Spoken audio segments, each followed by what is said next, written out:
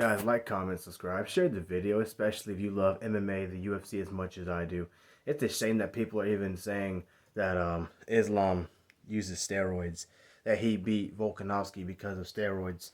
I don't see how that's possible. Look, even before the fight, anybody who knew MMA, anybody that had common sense in general would have said, well, let's look at their styles, how they fight. Islam is mostly a grappler, but he can strike with anybody if he needs to. But clearly his strong suit is wrestling. He's a whole lot bigger than Volkanovski. Volkanovski is primarily a striker.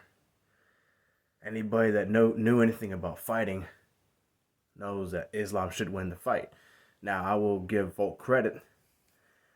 He went toe-to-toe. He did a lot of the damage. He did most of the damage. He didn't do terrible with the wrestling, but clearly Islam, his advantage was the wrestling. You know what I mean? I think it's ridiculous that people would even say that Islam. Look, Islam's just a bigger guy. He was bigger coming into that fight. He was bigger when they actually fought. He's still bigger. Way bigger. Volk is 140, 50 pounds walking around. Islam's like 180, 90 pounds probably. You know what I mean? So people could say, well, they were about the same weight on fight day. No, they weren't. He's got a size advantage, a reach advantage, and he's been doing wrestling with Habib and all these people. His wrestling is just that good. That's just what it is. Now, I will admit that he didn't dominate Volk. And anybody who's saying that he did steroids, so you could look back at other fights, for example. Okay, so Colby Covington's on steroids when he beat Jorge in the UFC. That's why he beat Jorge, because he's on steroids. Kamaru Usman, he's on steroids.